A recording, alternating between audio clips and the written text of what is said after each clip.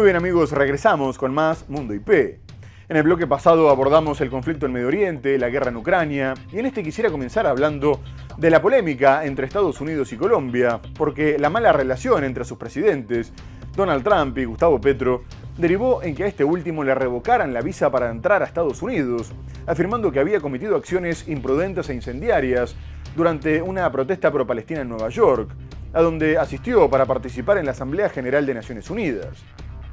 Petro les pidió a los soldados del ejército de Estados Unidos que desobedecieran las órdenes de Trump y se rehusaran a apuntar sus fusiles contra la humanidad, al tiempo que llamó a crear una fuerza armada global mayor a la de Estados Unidos y que tuviera como prioridad la liberación de los palestinos. Además, prometió que cuando volviera a su país abriría inscripciones de voluntarios con experiencia militar para ponerlos al servicio del pueblo de Palestina, y agregó que no le asustaría ir en persona, porque ya había estado en otros combates. A su vez, tras enterarse de la revocación, el mandatario colombiano denunció que la decisión de Estados Unidos rompía con todas las normas de inmunidad garantizadas para los presidentes que asistieran a Naciones Unidas, por lo que era necesario que la Asamblea General cambiara de sede, y afirmó que separar a Estados Unidos de Colombia era justo lo que necesitaban las mafias. Por último, sostuvo que no necesitaba visa para entrar a Estados Unidos por ser ciudadano italiano, aunque renunciaría a la ciudadanía si Europa seguía apoyando el genocidio, y que si bien Trump era bienvenido en Colombia, no permitirían que entrara ningún criminal de guerra. Por su parte, el ministro del Interior, Armando Benedetti, dijo que le tendrían que haber quitado la visa a Netanyahu, pero se desquitaban con el único presidente que les decía la verdad a la cara. Estados Unidos revocó la visa del presidente de Colombia, Gustavo Petro, a quien acusa de actos temerarios e incendiarios durante una manifestación pro-palestina en Nueva York, al margen de su participación en la Asamblea General de Naciones Unidas. El Departamento de Estado indicó en un mensaje en X que el presidente colombiano se manifestó en las calles de Nueva York e hizo un llamado a los soldados estadounidenses a desobedecer órdenes y a incitar a la violencia, por lo que decidió cancelar la visa al mandatario. Petro participó el viernes en una manifestación pro-palestina junto al músico británico Roger Waters. Desde aquí, desde Nueva York, le pido a todos los soldados del ejército de los Estados Unidos no apuntar contra la humanidad sus fusiles. El mandatario ha dicho que tiene la ciudadanía italiana, por lo que no necesitaría un visado para entrar en Estados Unidos.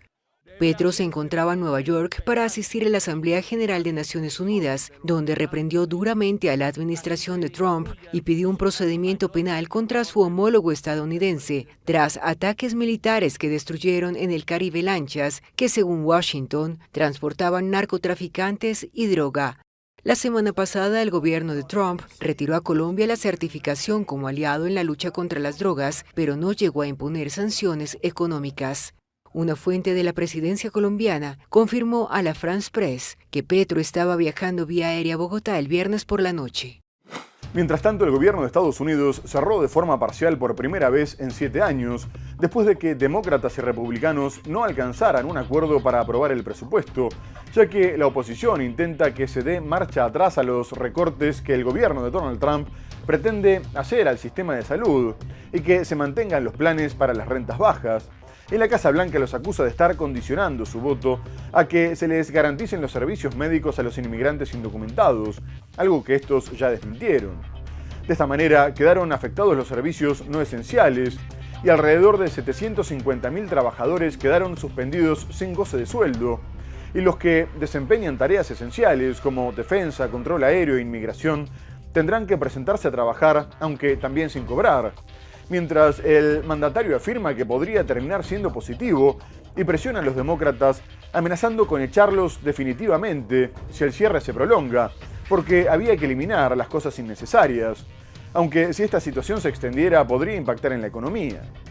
Las negociaciones tuvieron lugar hasta la última hora del martes, con los republicanos pidiendo que primero se aprobara el presupuesto y después se negociaran los alcances del sistema de salud.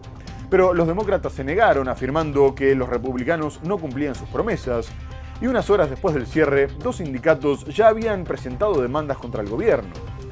Este es el segundo cierre con Donald Trump en el despacho Oval, ya que durante su primer mandato los demócratas rechazaron darle dinero para la construcción del muro fronterizo.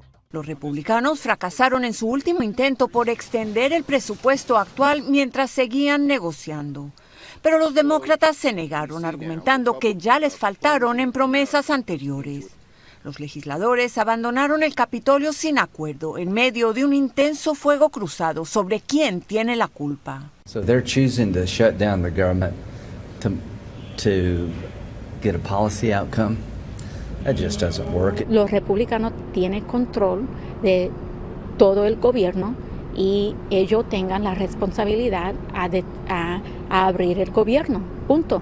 El impacto inmediato es para decenas de miles de trabajadores federales o cuyos puestos dependen del gobierno, que quedarán temporalmente suspendidos. Eso de cierre, el presidente Trump está amenazando con despedir permanentemente a miles que trabajan para programas que son importantes para los demócratas. E insiste que la manzana de la discordia son los indocumentados. They want to give healthcare to illegal immigrants, which will destroy healthcare for everybody else in our country. Los demócratas quieren darle marcha atrás a recortes a programas como Medicaid y Medicare, pero no están exigiendo cobertura para la población sin papeles, como dice el gobierno, en una batalla que ya se ha tornado personal. El presidente Trump colgó este video de desinformación falso generado por inteligencia artificial, burlándose de las posturas migratorias y de salud de los líderes demócratas. Detractores del presidente lo han calificado como un berrinche racista. Say it to my face. La próxima vez que me lo diga a la cara, dijo hoy Hakeem Jeffries. Por otra parte, Donald Trump continúa desplegando militares en ciudades de Estados Unidos con el objetivo de frenar la delincuencia, y esta vez lo hizo en Portland, aumentando la disputa con las autoridades demócratas locales que consideran infundada la intervención de la Guardia Nacional. El mandatario informó que le había dado instrucciones al secretario de Guerra, Pete Hegseth, para que acabara con supuestos terroristas internos vinculados a Antifa, una organización antifascista que recientemente catalogó de esa manera, aunque no cuenta con una estructura formal. Además, ordenó que también se reforzaran las instalaciones del Servicio de Control de Inmigración y Aduanas, encargada de arrestar y deportar a los inmigrantes indocumentados. A su vez, el alcalde de Portland, Keith Wilson, condenó la decisión de Trump y dijo que el número de soldados necesarios en su ciudad era 0, como en cualquier otra ciudad de Estados Unidos, mientras que la gobernadora de Oregon, Tina Kotek, aseguró que no existía ninguna amenaza a la seguridad nacional, por lo que consideró que se trataba de un abuso de poder y adelantó que analizaría junto al fiscal general la posibilidad de responder en la justicia. No obstante, el Departamento de Seguridad Nacional denunció que los centros de la policía migratoria estaban siendo atacados y que ya había 26 imputados por este motivo, la mayoría por agredir a los agentes, y se culpó a Antifa de revelar datos personales de los oficiales y amenazar empleados. Asimismo, varios legisladores demócratas dijeron que la policía migratoria estaba fuera de control y citaron un caso en el que un bombero fue arrestado mientras apagaba un incendio. El Pentágono anunció el lunes que desplegará 200 soldados de la Guardia Nacional en Portland, la principal ciudad de Oregon, en el noroeste de Estados Unidos. Según un comunicado, los soldados serán llamados a servicio federal de inmediato para proteger a la Agencia de Inmigración y Aduanas de los Estados Unidos, el ICE, y a otros empleados del gobierno estadounidense que estén realizando funciones federales. Portland es una de las ciudades donde la sede del ICE ha sido escenario de manifestaciones de quienes se oponen a las redadas contra la inmigración ilegal que impulsa el gobierno federal. La gobernadora de Oregon se opone a la medida anunciada el sábado por el presidente Donald Trump y el domingo presentó una demanda ante los tribunales para bloquear el despliegue.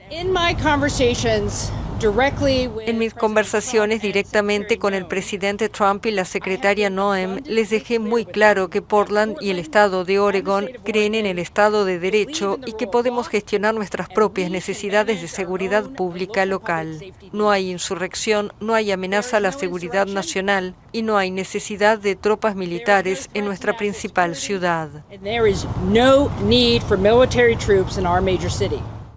Trump defiende el despliegue de tropas para combatir la criminalidad y la inmigración ilegal. Ya lo hizo en ciudades gobernadas por demócratas como Los Ángeles y Washington. En la ciudad californiana, ese despliegue, también cuestionado por el gobernador, generó fuertes protestas en agosto.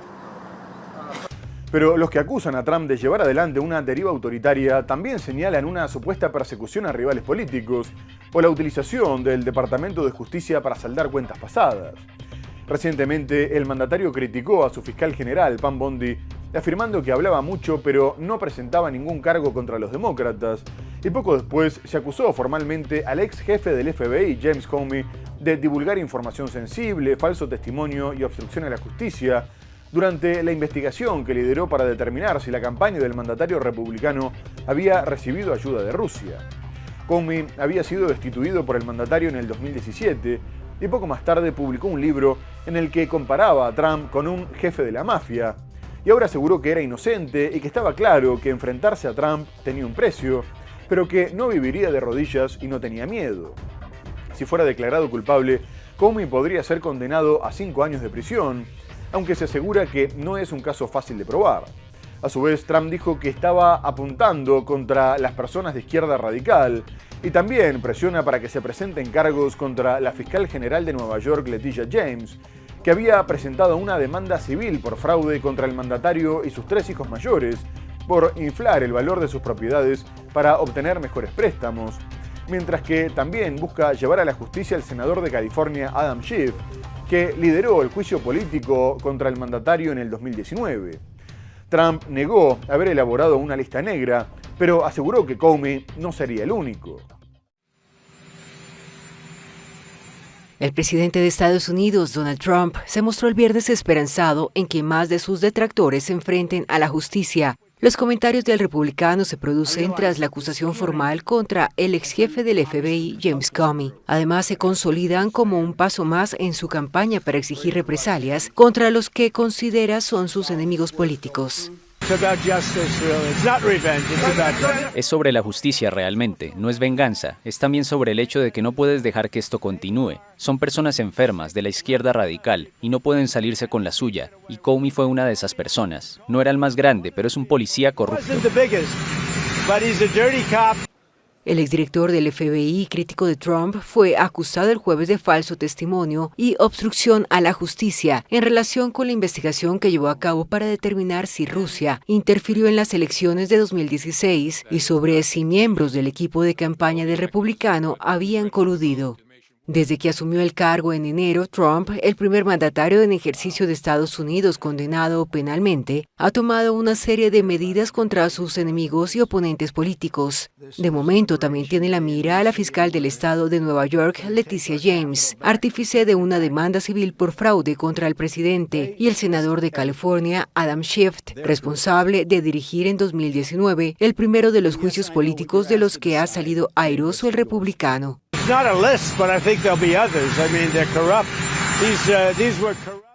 No es una lista, pero creo que habrá otros. Quiero decir, son corruptos. Estos eran demócratas corruptos de izquierda radical.